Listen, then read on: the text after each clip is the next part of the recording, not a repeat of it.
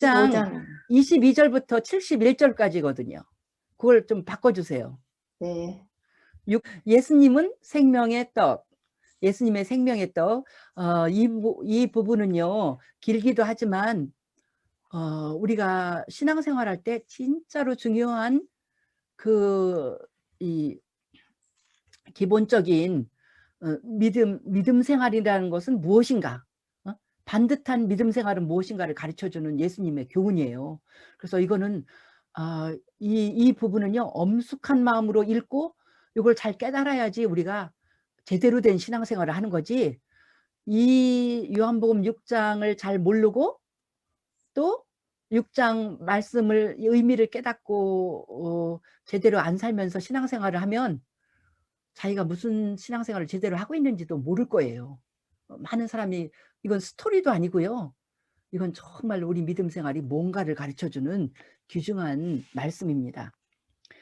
두 가지 포인트로 26절을 중심으로 제가 봅니다. 26절을 중심으로 보는데 26절에 예수님이 말씀하셨죠. 진실로 진실로 너희에게 이르노니 너희가 나를 찾는 것은 표적을 본 까닭이 아니요 떡을 먹고 배부른 까닭이로다 그랬어요. 엄청 중요해요. 예수님을 따라다니는, 예수님을 우리가 믿는 그 이유가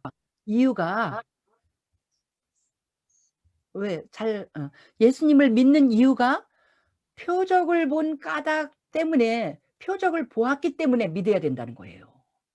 그 의미는 이제 깊은 의미인데, 표적을 보았기 때문에 믿어야지 떡을 먹고 배부르기 때문에 믿으면 안 된다는 거예요. 떡을 먹고 배부르, 이게 의미가 크죠. 근데 보통 예수 믿는 사람 성경도 잘 안 읽고 마음대로 자기 멋대로 믿으면요 이런 말씀 절대로 심각하게 생각할 수가 없습니다. 근데 이걸 오늘은 26절을 우리가 다 깨달아야지 예수를 제대로 믿는 걸 알 수가 있습니다. 그러니까 요한복음이 정말 소중한 거죠. 이제 22절부터 있는 사건 전체가 오병이어의 표적 다음에 예수님의 교훈이 되는 거예요. 그러니까 표적이 중요한 게 아니라 교훈이 더 길어요. 22절서부터 시작해서 71절 끝까지.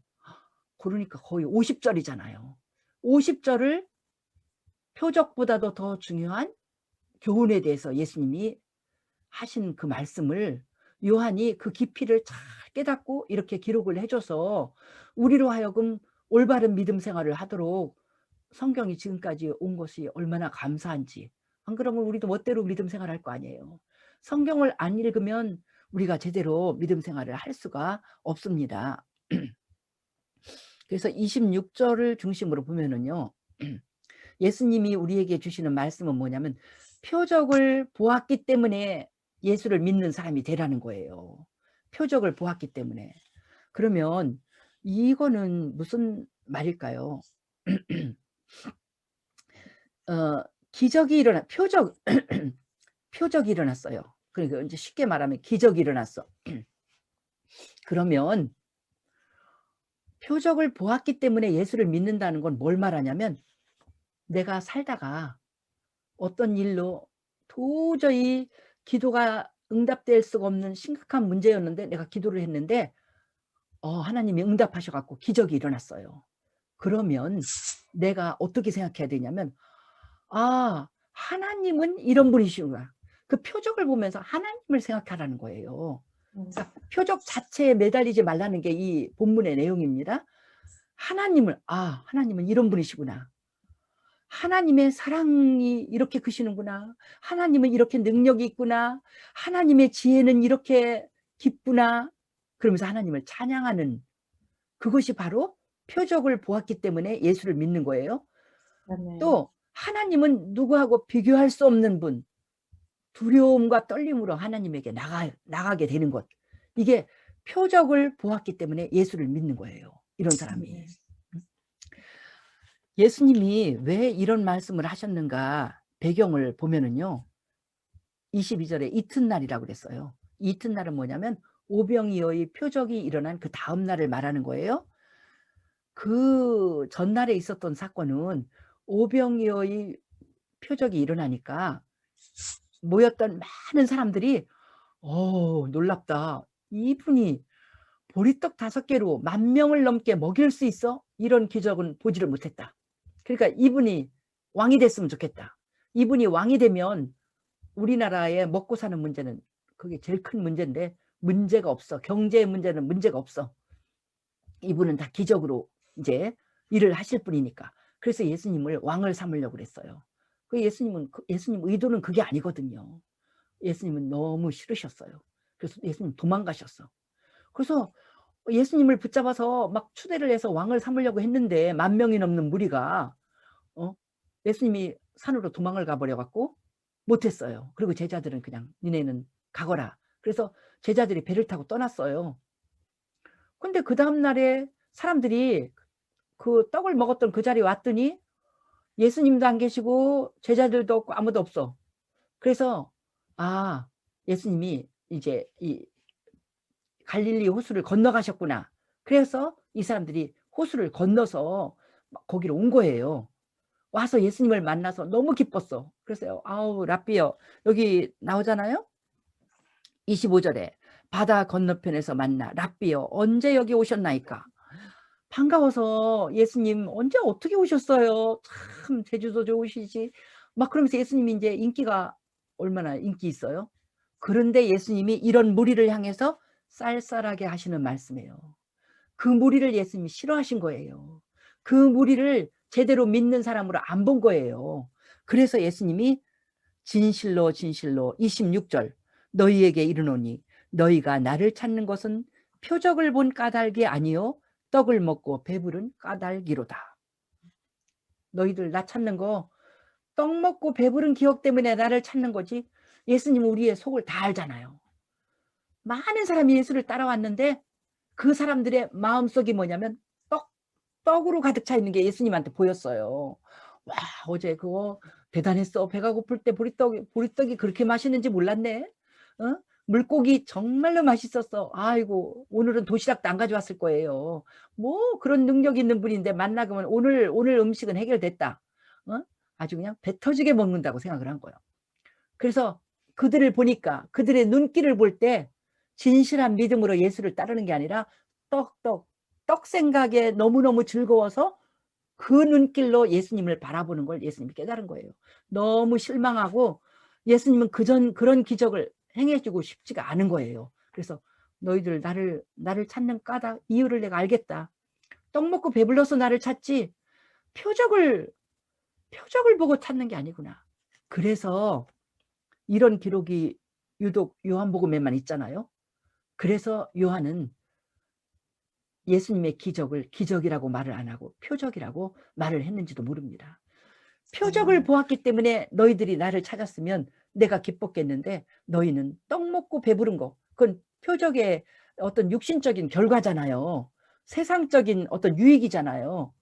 그것만 바라보는 눈길이 그거는 제대로 믿음 생활을 할 수가 없고 그런 것은 영생으로 이어질 수 없는 성도가 되기 때문에 예수님이 그렇게 싫어하신 것 그 예수님의 마음을 깨달을 때 우리는 정말 진실하고 깊은 믿음에 들어가는 것입니다.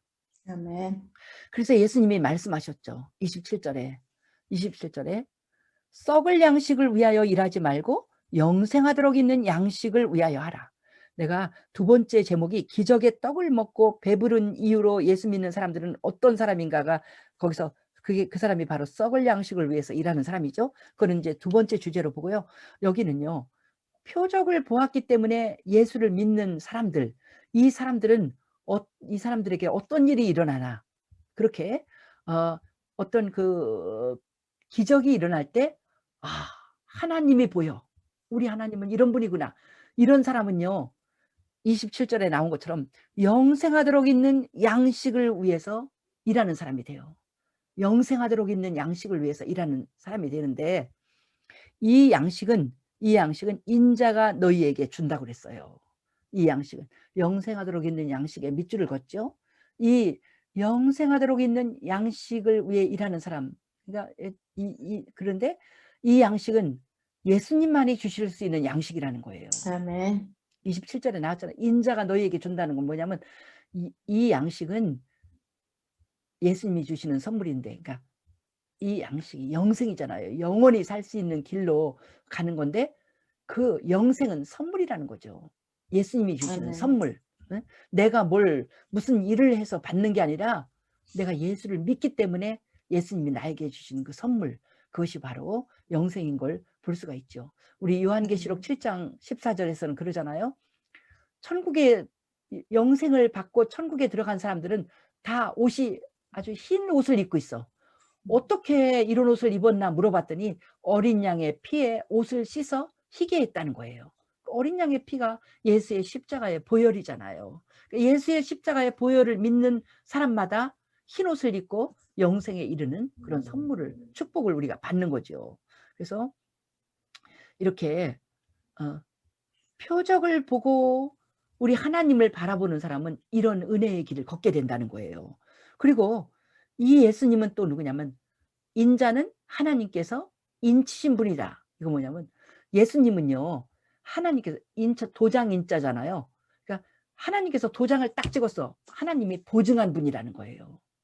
아, 내 아들이다. 내가 보증하는 내 아들이다.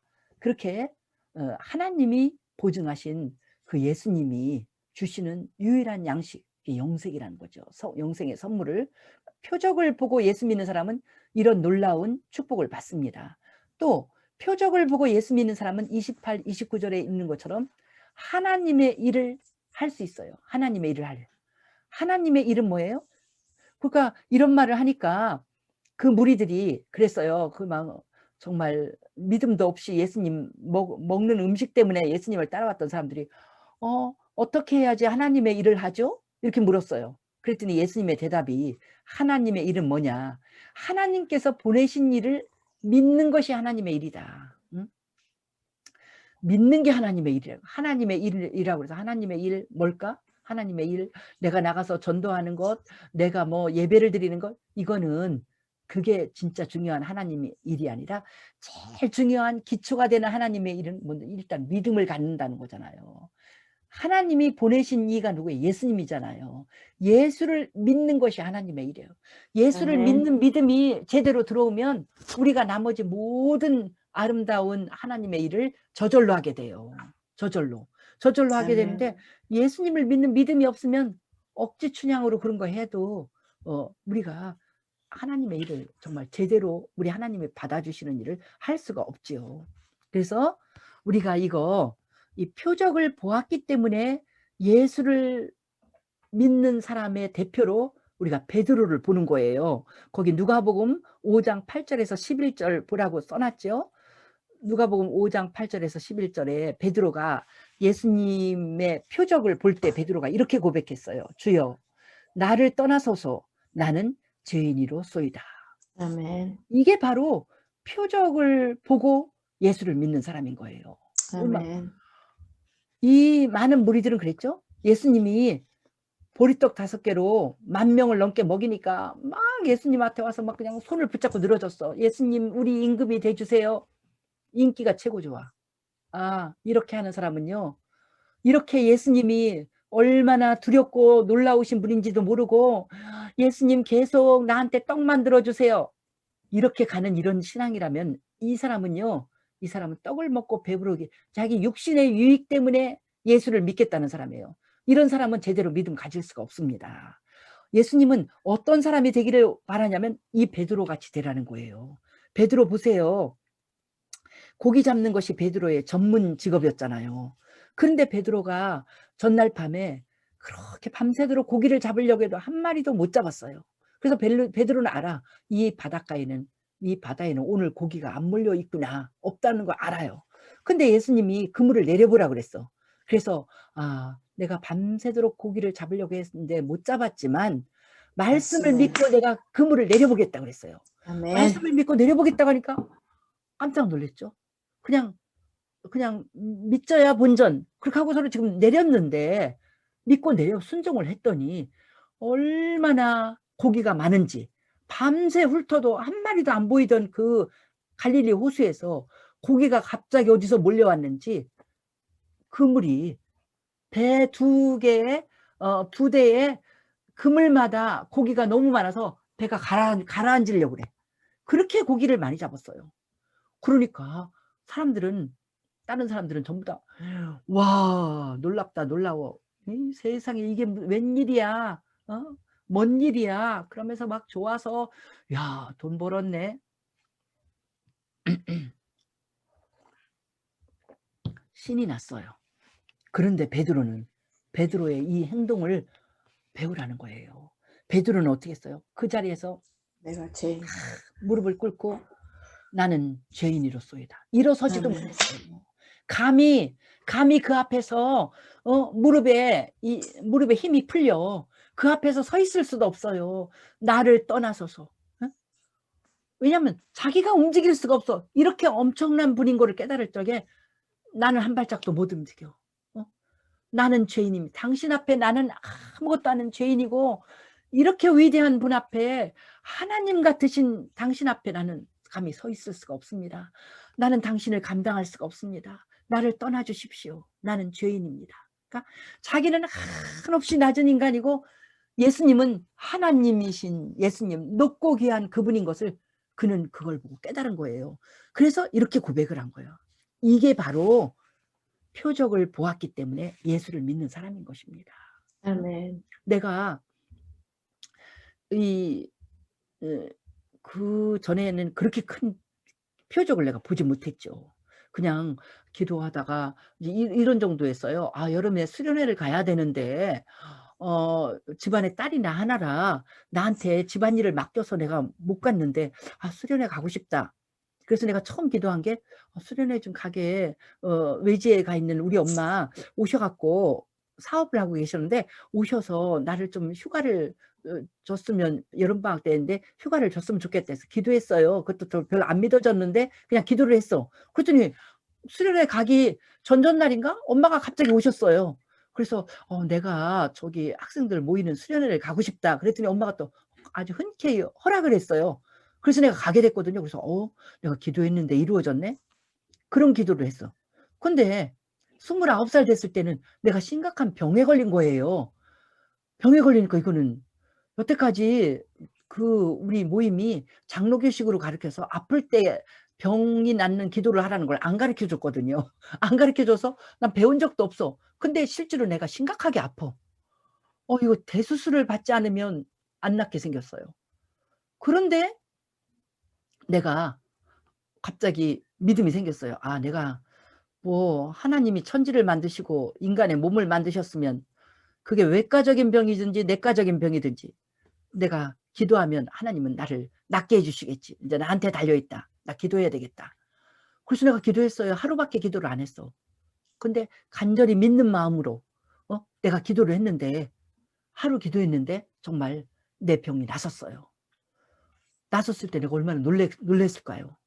놀라 갖고는 그때부터 성경이 막 다 새롭게 보이는 거예요. 성경에 있는 모든 그전에는요 방언하는 거 뭐 병이 낫은 거 이런 거 안 보이더니 내가 병이 낫고 보니까 성경에 있는 모든 기적이 굉장히 실제적으로 보이는 거예요. 그러니까 내가 완전히 놀라서 그래서 방언 받을 때도요 막 그때는 막 밤새워서 기도를 했죠. 사람들이 막 몰려서 철야기도 시간에 했는데 너무 감사해서 밤새도록 기도를 하는데도 "방언 주세요." 해도 방언이 안 됐어요. 그런데 아 마지막 인제 새벽까지 거의 기도를 하거든요. 새벽 기도 마지막까지 하고 끝날 건데 마지막 기도를 하는데 굉장히 감사한 마음이 나한테 생기더라고요. 그래서 내 병을 나를 구원해 주셔서 영생을 주신 하나님 감사하고 나에게 진리를 알게 해 주신 하나님 감사하고 무엇보다도 또 내 병을 고쳐 주셔서 건강하게 해 주신 하나님 생각하니까 너무 감사해서 내가 "할렐루야. 하나님 감사합니다. 할렐루야." 할렐루야를 몇 번 하려고 하는데 갑자기 혀가 말을 안 들어요. 그러더니 랄랄롤로 하고 말을 안 들어. 그러더니 방언이 시작된 거예요. 그러니 얼마나 놀랍고 막 하나님의 그 모든 일에 베드로처럼 이게 표적이잖아요. 내가 병이 나섰어요. 내가 방언을 말해요. 표적이 일어났는데 내가 하나님이 더 보이는 거예요.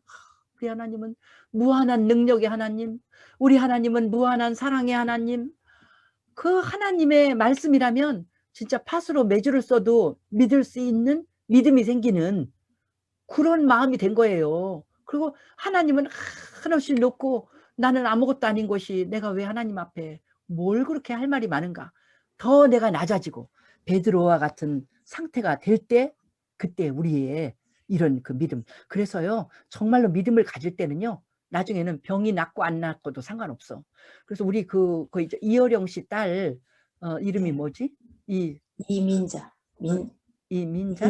이민아 목사님. 이민아야. 응. 이어령 씨 딸 그 책을 읽어보니까 그 딸이 이제 믿음이 이런 믿음이 되니까, 처음에는요, 아들들이 미국에서 이제 그 변호사로 살고 있는데 아들이 자폐증이 둘이나 다 걸렸다는 거 같이. 자폐증 걸렸는데, 그래서 처음에는 이렇게 사람들을 부흥사 올 적에 뭐 통역해주고 이러라고 가면서 자기는 기도하기를, 하나님 우리 아들 자폐증 고쳐주세요, 이렇게 기도를 했다는 거예요. 근데 나중에는 하나님을 온전히 믿게 되니까, 하나님이 안 고쳐주셔도 나는 하나님을 믿습니다.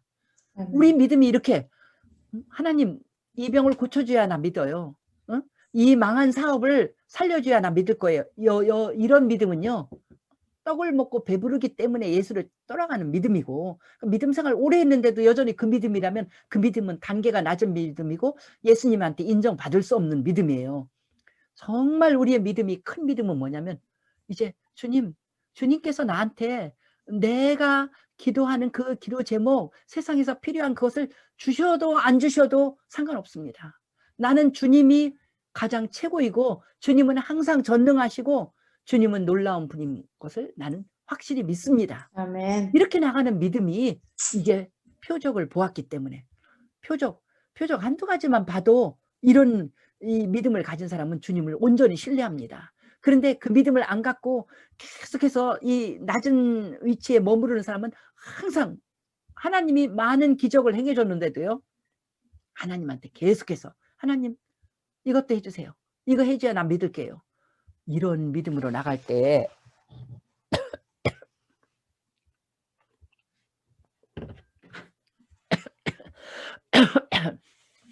이런 믿음으로, 참 목이 아프네요.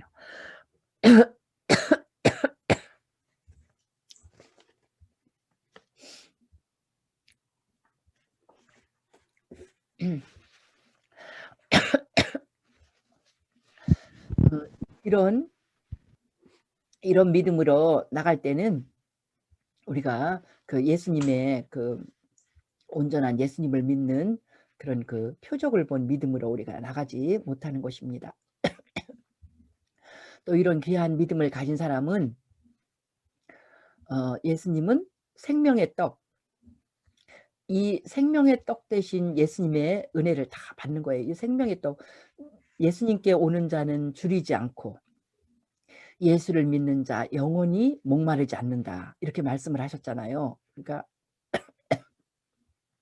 이 말씀은 요한복음 4장 14절과 마찬가지입니다. 요한복음 4장 14절에서 내가 주는 물은 영원히 목마르지 않고 영생하도록 솟아나는 샘물이 되리라 한 그 말씀하고 똑같은 거죠. 그래서 아멘. 정말 이런 믿음으로 살 때 그는 줄이지도 않고 목마르지 않아. 그러니까 이거 뭐예요? 영원한 만족과 행복, 세상을 다 가진 사람처럼 뭐가 더 그립지 않다는 거예요. 뭐 돈도 더 그립지도 않고 뭐 엄청난 쾌락을 더 누리고 싶지도 않고 그냥 만족하는 거예요. 내가 예수로 만족해 갖고 예수님이 나를 다 만족하게 해주기 때문에 그 상태를 결코 줄이지 않는다. 그러니까 이게 뭐 인간적인, 하나님이, 예수님이 우리를 먹여주고 필요한 것도 공급해 주시죠. 그렇지만 특히 영적으로 그런 우리의 불만족한 것이 없다는 거고요. 또 하나님 아버지의 뜻은 아들 예수를 믿고 믿는 자마다 영생을 얻는 것. 그러니까 이런 표적을 보고 예수님을 따르는 사람은 영생을 누리는 거죠. 예? 그 보면 사람들 보면 세상 사람들은 다 그러잖아요. 너무나 허무한 인생 별거든요. 막 이렇게 하고 그러는데, 특히 유행가 가사에서 그런 게 많이 나오는데 다 그걸 세상을 말하는 거잖아요. 근데 우리는요, 영생을 누리기 때문에 그렇게 허무하다고 생각하지 않고, 그러니까 이 김한란 여사 같은 경우에 그러잖아요. 이렇게 돌아가시는 순간에도 슬퍼하지 마라. 아주 그냥 음악회를 열어라. 이렇게 갖고 저기 이화여대 그 강당에서 그렇게 정말 크게 죽음이 가장 행복한 그 순간 하나님을 만나는 그런 영생을 누리는 걸 볼 수가 있죠. 그리고 중요한 주제입니다. 54, 56절에서는 뭐냐면 이런 사람의 삶은 어떤 삶으로 얘기하냐면 내 살을 먹고 내 피를 마시는 자. 되게 이게 이게 현실적이지 않은 것처럼 말하는데 이것이 굉장히 우리가 잘 깨달아야 될 말씀입니다. 내 살을 먹고 내 피를 마시는, 예수님의 살을 먹고 예수님의 피를 마시는 자는 첫째, 영생을 가졌고 또 내 안에 거하고 나도 그 안에, 예수님과 내가 같이 살아간다는 거예요. 이 말을 이해하기 좋게 이해할 수 있게 하는 구약의 말씀이 있어요. 에스겔 3장 2절에 보면은요. 내가 입을 벌리니 그가 그 두루마리를 내게 먹이시며. 에스겔 선지자에게 두루마리가 하나님 말씀이잖아요. 하나님 말씀을 먹으라 그랬어요. 먹으라 그러고 먹이는데 그 에스겔 3장을 읽어보면은요. 이 선지자가 두루마리를 입으로 먹었어요. 먹고 그 먹은 말씀이 배로 들어가고 창자로 갔다고 그랬어요. 이건 뭐냐면은 그랬더니 창자로 들어갔더니 그 말씀이 꿀과 같더라 이렇게 했는데 요게 바로 그걸 이해할 때 우리가 내 살을 먹고 내 피를 마시는 자를 이해할 수가 있습니다. 나도 처음에 이 요한복음 공부할 때는 이런 말을 잘 이해할 수 없었어요. 근데 오래 믿음 생활하면서 또 이 하나님의 말씀 앞에서 이 자세를 생각할 때 확실히 이해할 수 있어요. 살을 먹고 피를 마신다는 것이 무슨 말이냐면 그 에스겔서에서 나오는 것처럼 하나님의 말씀은 머리로 들어가는 게 아니라는 거죠. 지식이 아니라는 거예요. 하나님의 말씀은 내가 꿀꺽 삼켜 먹어서 배로 창자로 들어가야 되는 거예요. 그것처럼 예수님의 살을 먹고 피를 마신다는 건 뭐냐면 예수님의 십자가의 고난과 예수님의 부활의 사건, 이 모든 것을요 내가 먹고 먹고 마시라고 그랬잖아요. 먹고 마셔서 그게 내 배로 들어가고 창자에 들어간다는 건 뭐냐면 다 소화시킨다는 거예요. 소화를 시켜서 우리가 음식을 먹으면 그 음식이 잘 소화가 될 때 내가 힘이 나잖아요. 내가 음식 오늘도 두 끼 세 끼 우리가 먹었잖아요. 먹은 그 힘으로 살지 아침부터 굶었으면은 사람이 힘을 못 쓰잖아요. 옛날부터 사람들 힘이 하나도 없는 사람 보면 어른들이 뭐 죽도 못 먹은 사람 같다고 이러잖아요. 우리가 뭘 먹었기 때문에 힘을 내는 것처럼 영적인 우리들의 삶에서 힘을 내는 건 뭐냐면 예수님의 십자가의 고난, 부활. 여기서 예수님의 살이 십자가에서 찢어졌어요. 예수님의 피를 다 흘렸어요. 그거를 내가 머리에 지식으로 있는 게 아니라 내가 내 마음속에 받아들였어요. 그래서 내 위로 가고 창자는 소화시키는 기관이잖아요. 소화를 시켰어요. 그래서 그 예수님의 고난과 부활이 내가 움직이는 원동력이 됐어요. 내 생각이 됐어요. 내 행동이 됐어요.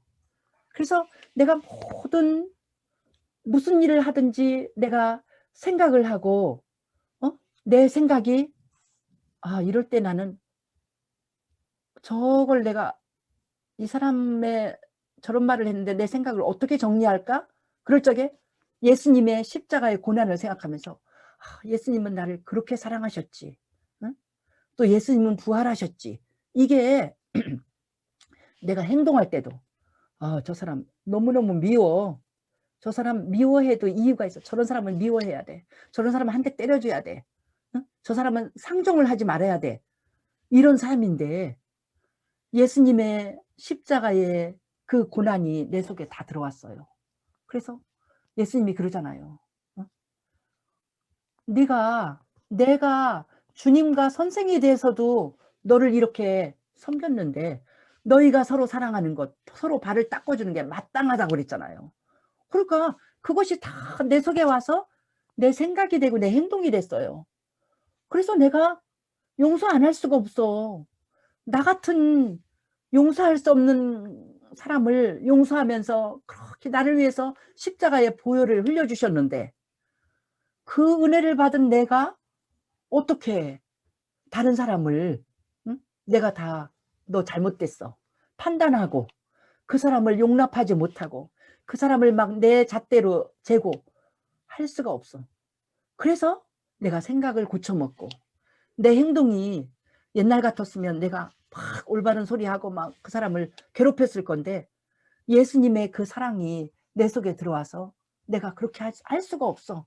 그냥 내가 참는 게 아니라 할 수가 없어. 예수님의 그 사랑이 내 것이 되어갖고 그래서 내 생각이 예수님 생각이 되고 내 행동이 예수님과 같은 행동이 나가고 이게 바로 내 살을 먹고 내 피를 마시는 자인 것입니다. 내 살을 먹고 내 피를 마시는 자, 표적을 볼 때 하나님의 놀라운 그 은혜를 바라보고 살아갈 때 우리가 바로 그런 삶을 살 수 있다는 것입니다.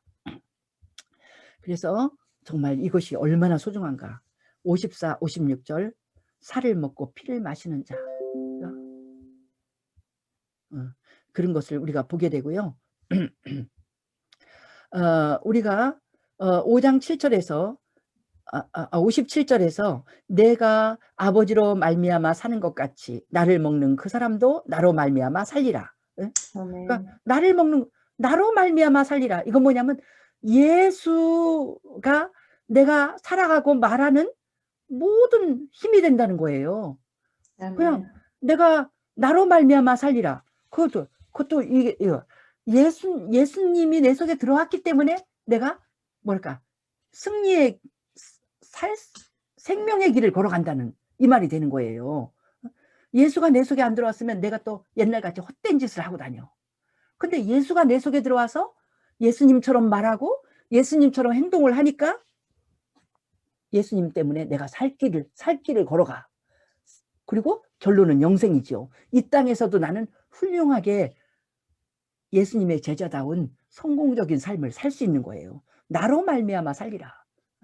예수님 아니었으면 우리가 생명의 길을 못 가지요. 예수님 아닌데 우리가 어떻게 참아요?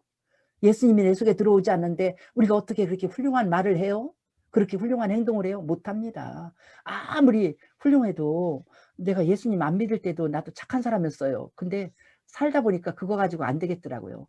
화날 때는 인간인 나는 화를 멈출 수가 없어. 그런데 예수님이 거룩하게 되는 그런 모든 순간에는 예수님 때문에 예수로 말미암아 우리가 살 길을 택하게 되는 것입니다.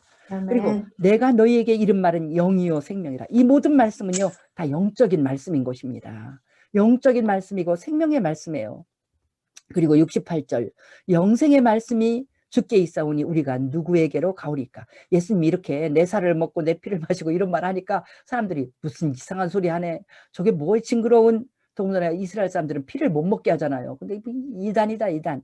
무슨 피를 마시라 그래. 그 십자가의 의미를 모르니까 이렇게 말을 할 적에 많은 사람이 떠나갔어요. 그날 이런 이 교훈을 할 때 못 알아듣고 다 떠나갔어. 그때 예수님이 내가 하는 말은 영적인 말씀이다. 그래도 못 알아듣고 다 떠났는데 그래서 서운해서 예수님이 제자들에게 너희도 나를 떠나갈 것이냐 물었더니 베드로가 또 대답했어요. 영생의 말씀이 주께 있사오니 우리가 누구에게로 가오리까.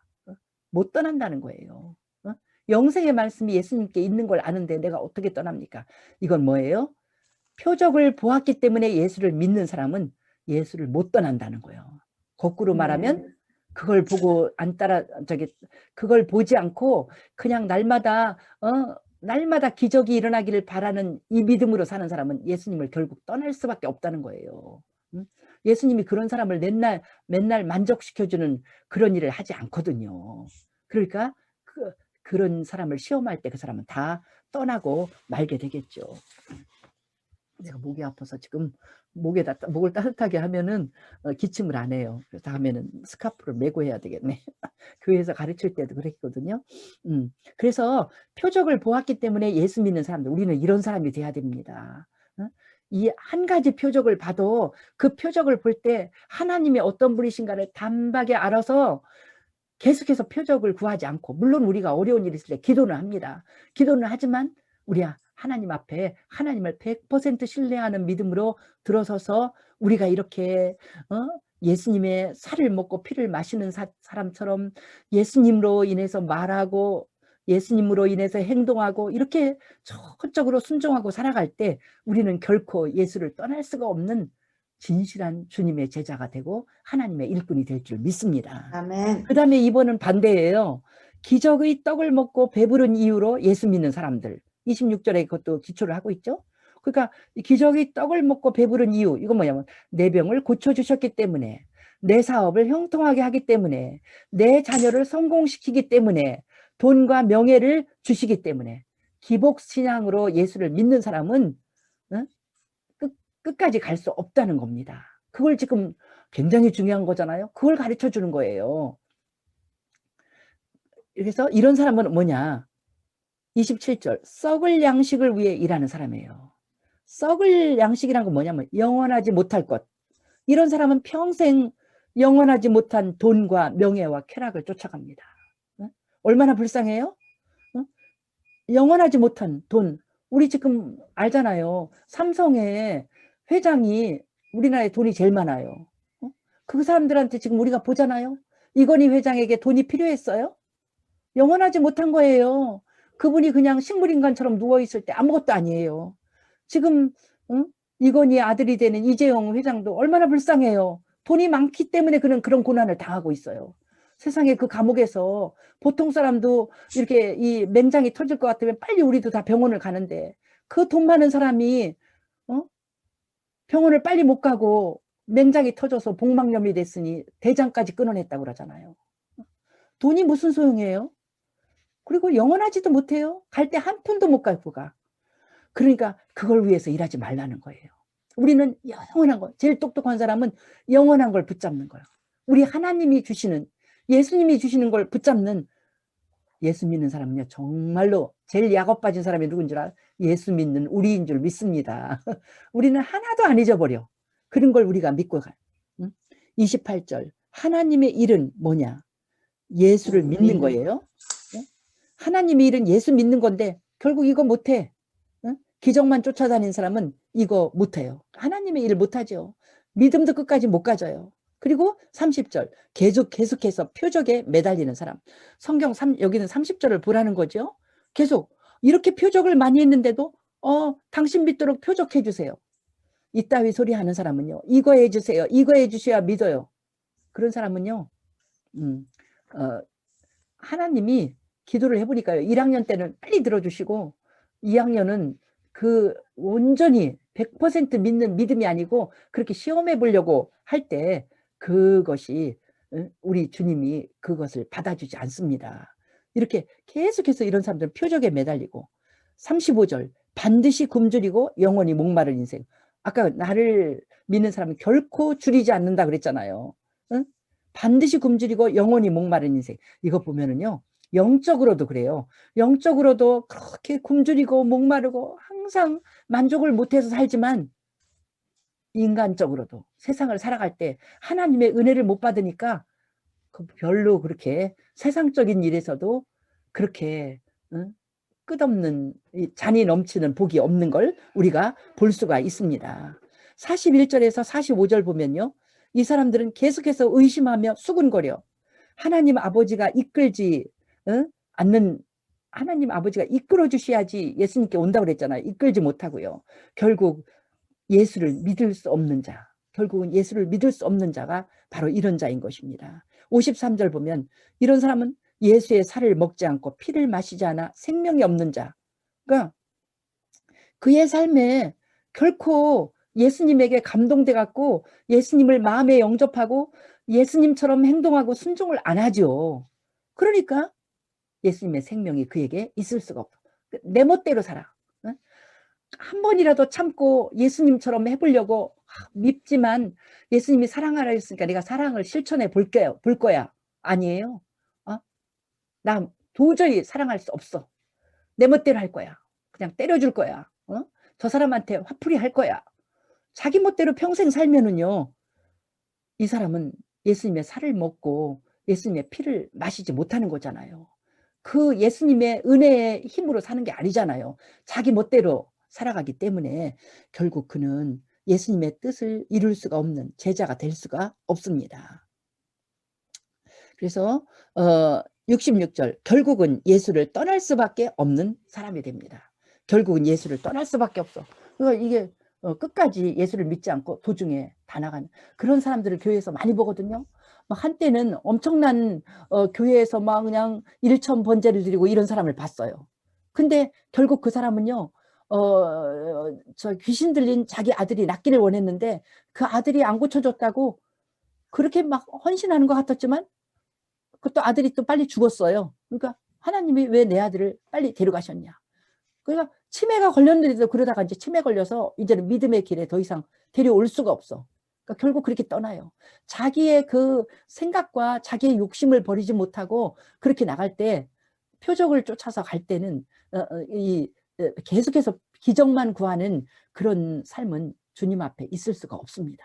그래서 오늘 말씀을 통해서 우리는 정말 진실한 믿음이 물론 우리가 예수를 믿을 때 우리 하나님께서는요 우리에게 하나님의 놀라우신 표적을 보여주십니다. 우리가 진실하게 믿고 기도할 때 그런 걸 볼 때 한두 가지를 볼 때도 우리가 깊은 믿음으로 들어가서 어느 것도 비교하지 않고 주님을 높이고 순전하게 순수한 마음으로 순종하고 나갈 때 우리 주님은 더 깊은 믿음의 세계로 더 깊은 주님의 마음을 우리가 읽게 하고 그렇게 우리 주님이 은혜를 주시지만 그렇게 하지 않고 우리가 세상적으로 흘러서 세상의 복만 찾고 나갈 때는 결국 주님을 떠날 수밖에 없는 주님의 제자가 될 수 없다는 것을 가르쳐주는 놀라운 장이 요한복음 6장입니다. 계속해서 깊이 읽으시면서 이 은혜 가운데 깊이 들어가시기를 예수님의 이름으로 축복합니다. 아멘. 할렐루야. 우리 주께 영광을 돌립니다. 귀한 말씀 주시니 감사합니다. 귀하신 아멘. 주님, 우리 믿음이 표적을 본 까닭으로 하나님 앞에 두렵고 떨리는 마음으로 이 귀하신 하나님의 말씀을 내가 어떻게 순종할까? 이 말씀대로 어떻게 살을까? 그 예수님을 내 마음속에 모시고 그 예수님의 말씀을 다 소화해서 주님 앞에 한없이 순전하게 순종하는 주의 제자 되게 도와주시옵시고 주의 아멘. 뜻을 이루게 도와주시옵소서. 주님 아멘. 연약한 믿음으로 날마다 주님을 이용만 하려고 주님 돈 주세요. 주님 내 건강 주세요. 내 세상에 이 사라질 유익을 위해서 주님을 도깨비 방맹이처럼 주님을 부르고 살아가는 그런 연약한 믿음으로 평생을 살지 아니하고 주님을 깊이 신뢰하고 주님의 더 깊은 은혜 가운데 주님이 내 삶에 한없는 솟아나는 생수를 주시는 그 삶으로 인정받는 인도받는 귀한 우리의 삶이 되게 축복하여 주옵소서. 아멘. 깊이 있는 주의 제자 되게 우리를 이끌어 주실 줄 믿고 감사하며 귀하신 예수님 이름으로 기도하옵나이다. 아멘. 아멘.